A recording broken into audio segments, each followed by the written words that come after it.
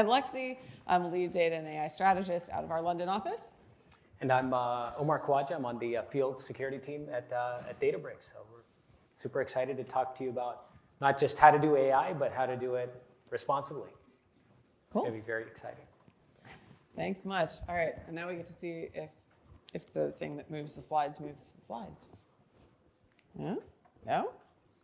No. All right, that's fine. I can make this work. All right, so you probably saw this earlier at the keynotes and everything. Gen AI is everywhere.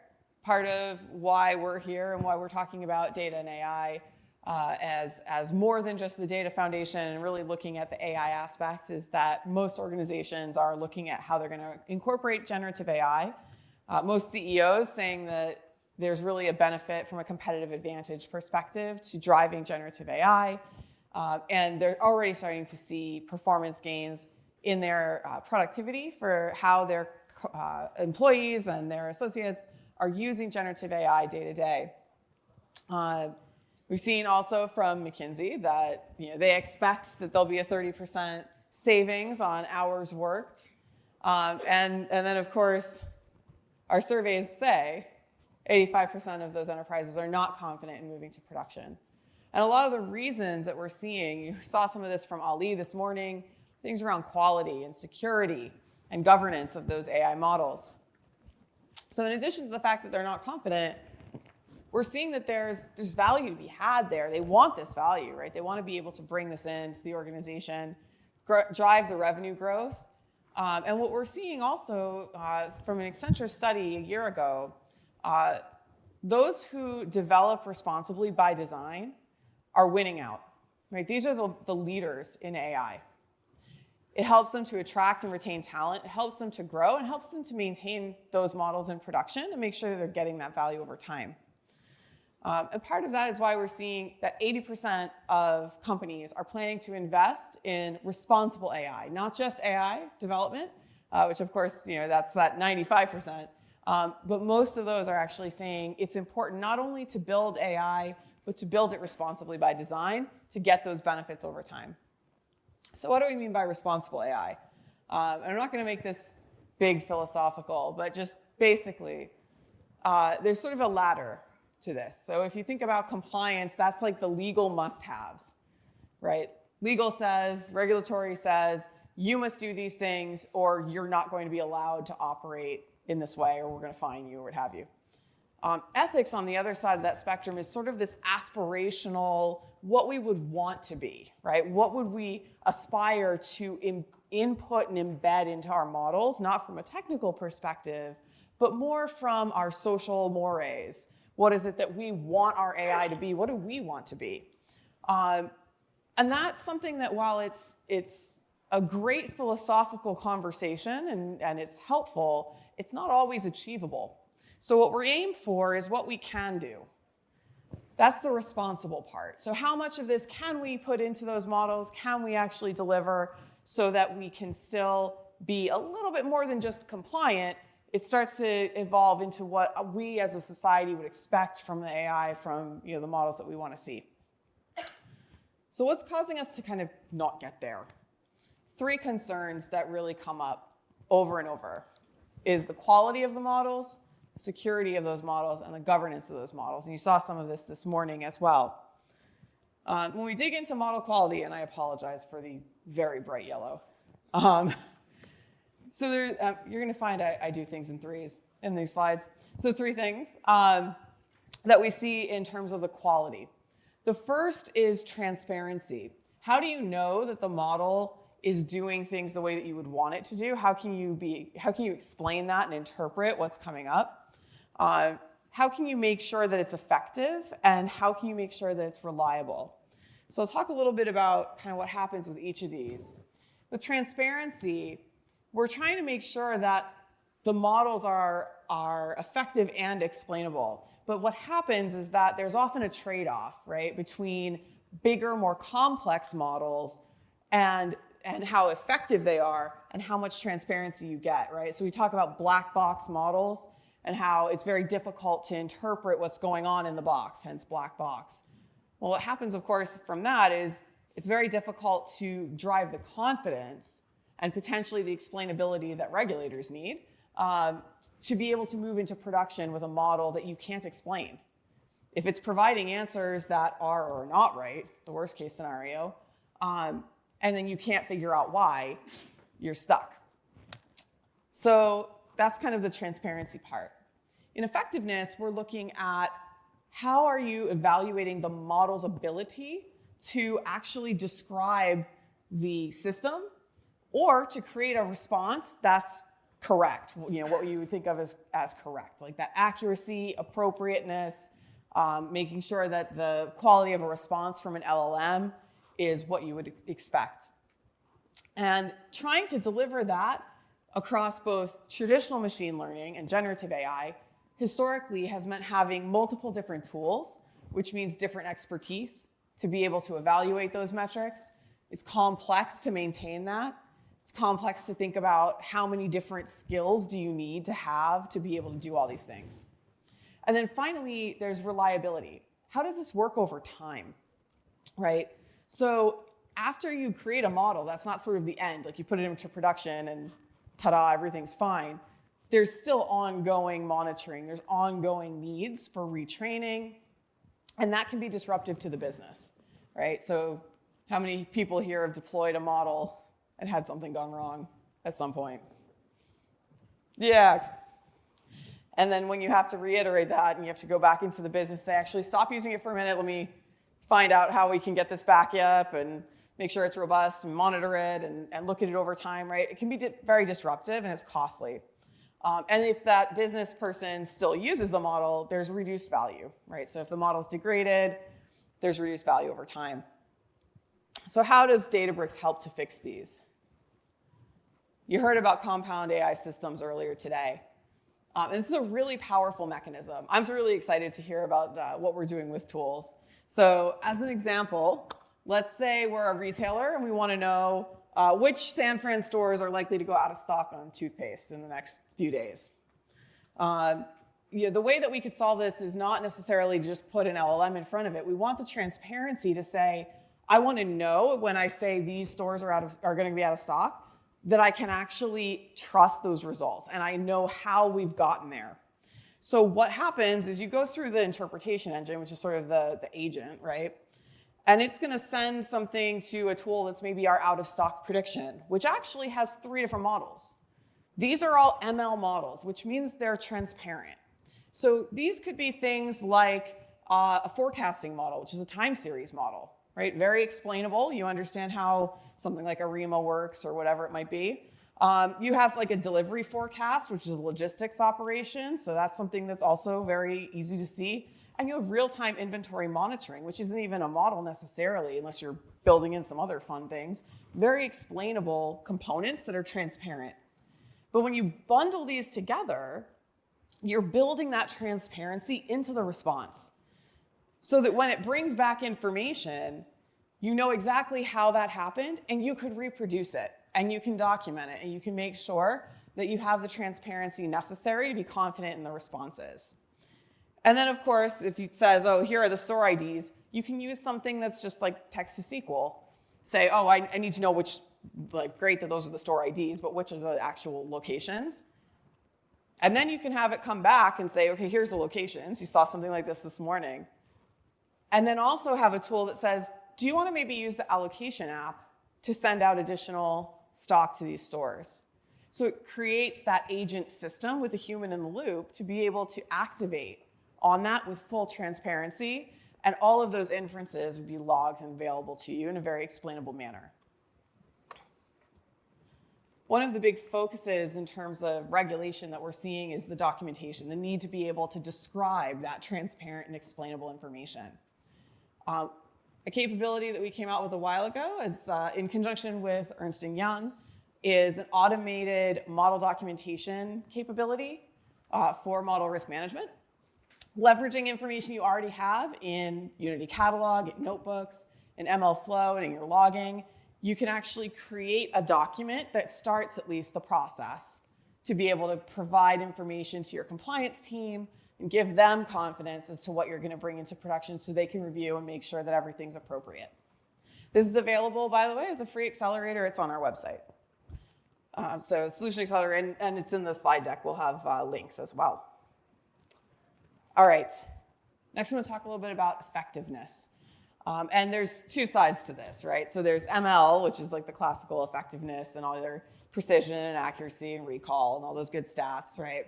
And there's LLMs. So two different aspects, but you've got in MLflow, right, base core of our ML ops and how you run experiments and register those experiments, you have the ability to log all of your statistical measures, both with built-in and custom measures. So you have your auto logging, and then you also can create your own. There's also extensions in that when you think about it from a more responsible perspective for bias and fairness checking. So basically, out of the box, you can get your statistical and appropriateness factors for ML models. There are also LLM evaluation metrics in MLflow. You heard some of that today with ML 2.8, I think was the first one where it started. And now with 2.14, there'll be even more. You saw that with tracing. Beyond that, when you look at LLM effectiveness, not only do you have MLflow and all of its capabilities, but you've got the AI playground, that Mosaic AI capability, being able to test and compare model responses so that you can tell which base model, like which foundation model, is best in your environment and for your use case. You can then also add filters to those foundation models using our AI guardrails. This is in preview right now. And there are also further models that are available with Llama Guard and Llama Guard 2, available on the marketplace. Again, these are open source, so available to you for free to help create that LLM as a judge and a guardrail against inappropriate responses coming from your LLMs. All available to you today. Finally, over time, we need to make sure that it stays reliable, that these things are effective no matter what you're doing, how you're deploying, without interrupting your business. So the first tool I want to talk about here is Lakehouse Monitoring, built into Unity Catalog. I'm sure there'll be more on this tomorrow with Matei's presentation and Zayshawn. It's a fantastic tool to be able to not only get monitoring over time and alerting, but really having that auto-generated information, automatically updated, automatically logged, so that you're seeing that trend of your model effectiveness over time. You can get proactive alerts so that if there are issues not only with your model, but with the underlying data, so if there's data drift or there's context drift, you can see that and be able to interrupt that process, put in a new model, iterate on it, whatever it might be. And again, you can see that with fairness and bias over time as well. The other component there is model serving. So you've heard about our move towards serverless. And one of the ways that we can support you with doing that is in model serving, being able to either A/B test live, so that if you're trying to iterate out a model, you can check to see if that model is going to be more performant than the last, and then switch out champion challenger style. You can also do automatic version tracking, so that over time, as you iterate that out behind the wall, right, so that endpoint stays stable for your business, you can make sure that if a given inference came in and you didn't know, how did that one get scored, it tells you which model every single inference is. This is part of that monitoring and part of logging. So it gives you that reliability. We also have the AI Gateway. So that's kind of the other option here on model serving. AI Gateway gives you, again, that stable endpoint so that underneath the hood, you can create a different model, test it, make sure that it's stable, and swap it out without the business being interrupted at all. I'm going to turn it over to Omar to talk about AI security. Okay, thank you, Leslie. Okay, so I'll take some time to walk through how we manage security of Gen AI and AI in general. What I come across when I talk to security folks, other folks that manage risk in an organization, whether it be legal teams, privacy teams, compliance teams, it feels like they've lost their superpower when they're have a lot of experience, they're able to do their work, they're able to make sure something stays private, something stays compliant, something stays secure. They're able to do that for traditional technology, they're able to do that in the cloud, they're able to do that for lots of other technologies that have come before it. But when it comes to AI, for whatever reason, a lot of those powers just stop to work. And when I have those conversations with folks that otherwise have been used to being very successful professionals, they don't like it. And if you happen to be in the data science space and you happen to be doing AI for a long time, when you interact with these people, you're probably wondering, well, why is it that they can't just approve it? Why is it that they can't ask me intelligent questions? Why is it that we can't move this forward? And that's sort of what I'm going to try to help us better understand.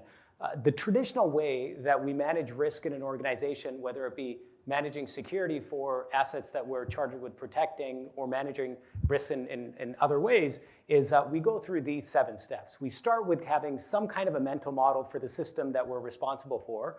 We then understand the people and the processes surrounding those technical systems to make the actual business outcome possible. We then have a broad set of risks from which we can draw. So we know we might get sued if we don't do this right. We may know we might have some data leakage here if we don't do this right. We may run out of space if we don't do this right. We may have a data exposure if we don't do this right. We may have a partner or a customer that's unhappy. Whatever it is that's going to manifest itself as some kind of a risk that I'm aware of because I've been doing this for 10, 20, 30 years.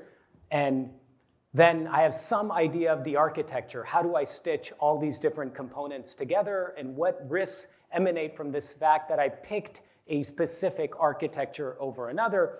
And then very quickly I can say, here are the different threats. Here are the different players, the actors, the entities, the forces that are potentially going to cause any of those risks that I previously considered to actually be realized.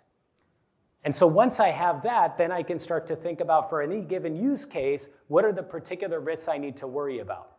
And so it's not everything, but it's just a few things. I'm worried about a lawsuit. I'm worried about data exposure. I'm worried about this third party ruining my reputation. I'm worried about this chatbot sharing some information that's going to be incorrect and cause the surgeon to poke the hole in the wrong place. Whatever it is, but I'm going to end up with some finite, smaller set of risks, and ultimately what I'm trying to do is determine control. So you could think of control in the very English language sense of, I want to control the situation. I want to manage the situation. And what does that mean? I want to get the positive benefits out of the situation, and I want to control for any of those negative, adverse outcomes and preventing those from happening, and I do that by deploying controls. And so we do this very, very quickly. We do this sometimes even subconsciously. However, when we apply these 7 steps to AI, they just don't work. We don't have a mental model. We don't know what the risks are associated with AI. Well, I take that back. Every one of us has a few risks that we can tout when it comes to AI, but that's because we've got familiarity bias. I'm aware of these risks, but if I asked you, what about the risks you're not aware of? How worried are you about those? You'll likely pause for about a minute and then say, you're right.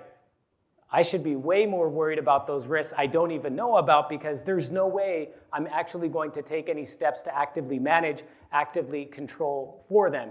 So we never even get past step 3 or 4, and our models, our mental model, our subconscious superpower stops to work. And the way it manifests itself in most organizations is we have legal teams, we have security teams, we have privacy teams, we have others that say things to us and we're like, do you guys even know what you're talking about? And it's because they actually don't. Please don't tell them I said that. And so how do we actually solve for this? So every one of these things, we said we've got to solve for this. Now that we know what the problem is, if we address each of these 7 things, we might have a chance to move things forward and get to effectiveness, get more models into production, delivering more value, and stay out of the headlines that don't seem as positive. So we put a picture together. Here are the 12 components that make up an end-to-end AI system. The reason this is very complex is because you're taking 3 very complex worlds and you're mashing them together: the world of data operations, the world of model operations, and the world of DevOps, because at some point you have to serve the model to end users. The next thing we needed to do is to say, okay, well, what are the risks I should be picking from? And so we put this catalog together of about 55 risks, and we aligned them to each of the 12 components that make up the end-to-end AI system. Now, the reality is, in any given use case, you're not going to worry about all 55 of these. You're only going to worry about a subset of these.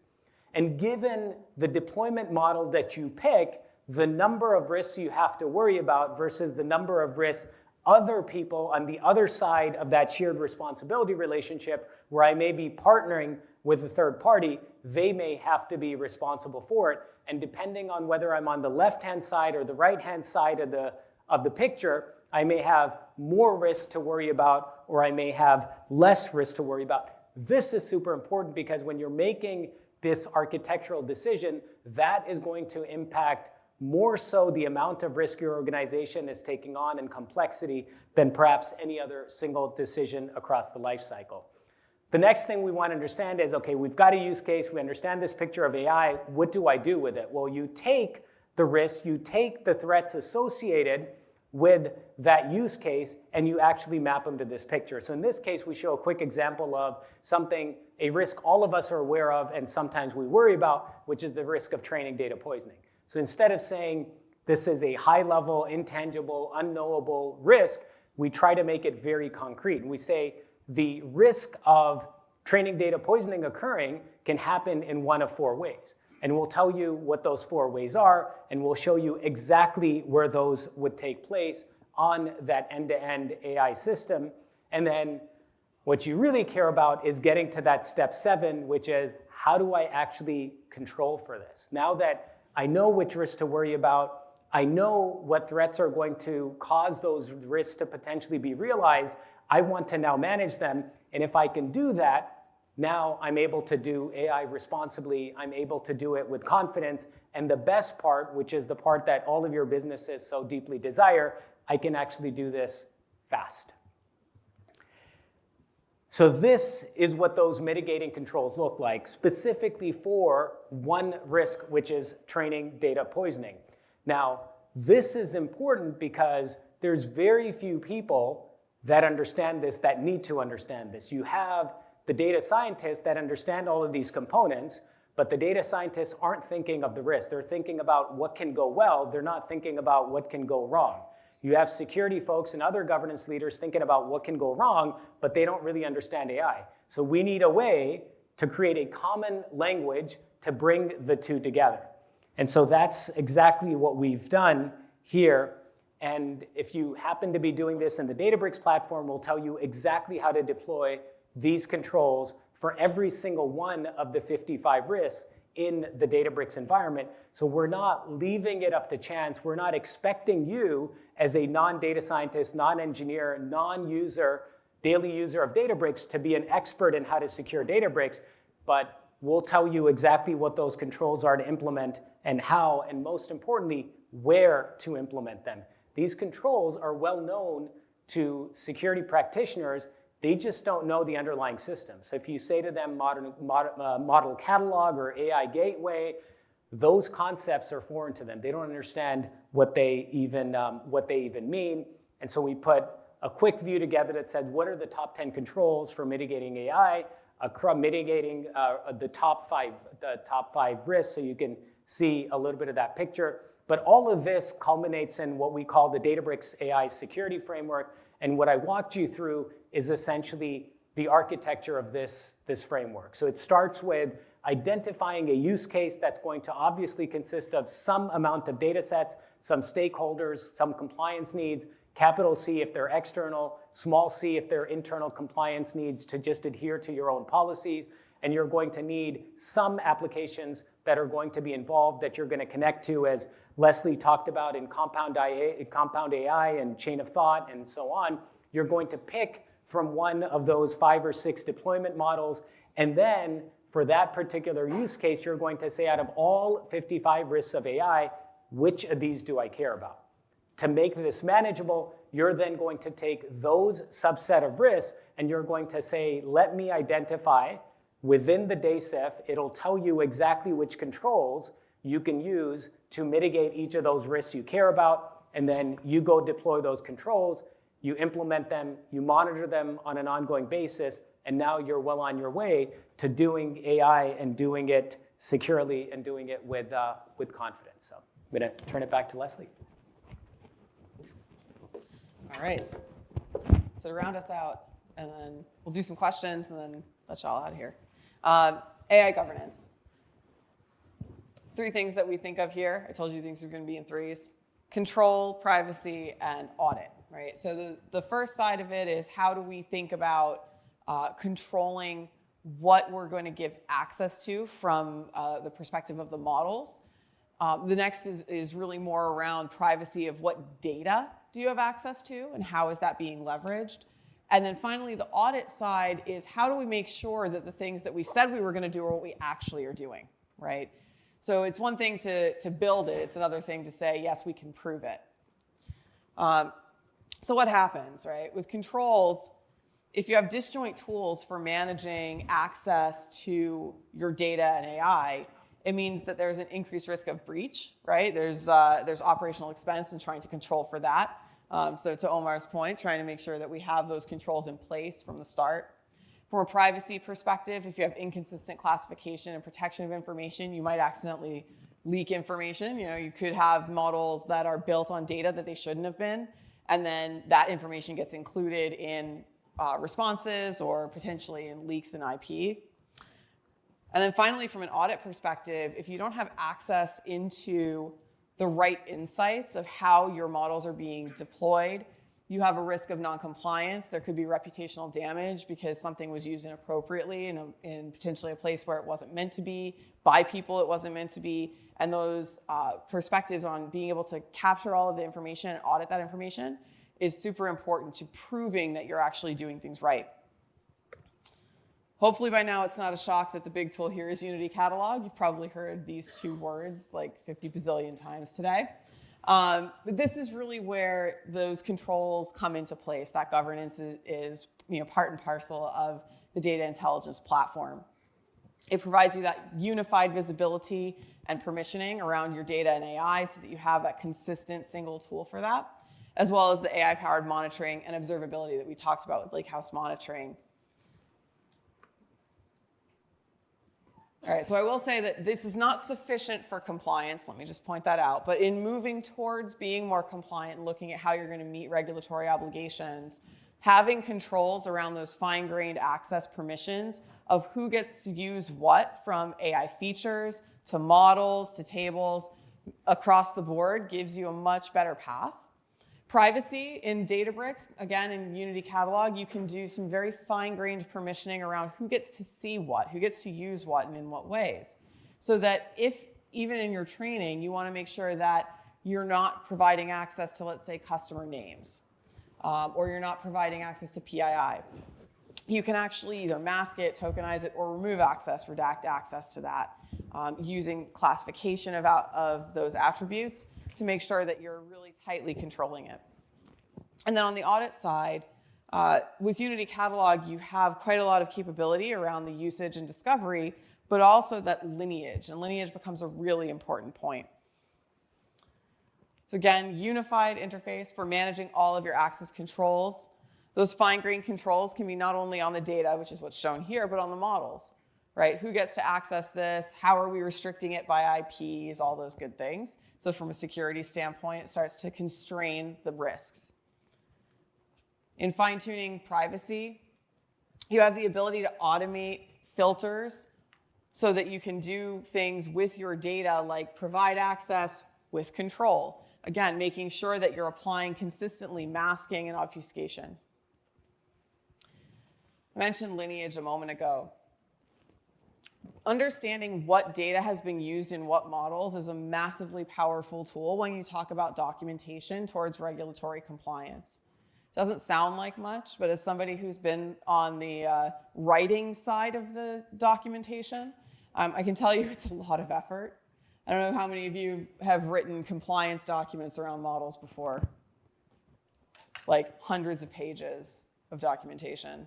And a lot of that is, tell me about every single feature that was created, how it was done, and where did it come from, and what source system was that from, and exactly what feature capabilities did you use to transform that, and done automatically, right? This is captured in Unity Catalog simply by using the tool and being able to leverage things like DLT and feature stores and seeing that entire end-to-end lineage. Finally, I talked about audit. The audit side of the house really wants to make sure that you're being compliant with the thing you said you were going to do. You told me that this information was coming from that source system. I want to make sure that that's the case. You told me that only people in this team are able to use it. You show me that that's the only people that are able to actually use it. In Unity Catalog, there's automatic audit logging that's picked up from the usage, right? So every inference, every access is logged in Unity Catalog. That activity can then be queried, right? You heard this going open source. So these are APIs that can be leveraged to query the information and provide detailed audit trails back to your teams so that you're confident that this is exactly what you said you were going to do. And of course, you can create customized dashboards to configure that so that it's automatically available within the platform for your audit teams and others to make sure you're actually doing what you said. All right. We do have a bunch of resources. These are all available up on the website, including our Compound AI systems. That was the one from Mate and others. But I'm going to leave you with the Databricks AI security framework that Omar had mentioned. You can scan the QR code, hopefully if it lets you with the talking. I'll stop talking and see if it works. All right, well, thank you so much for sticking with us to the end of the day. Thank you all, appreciate it.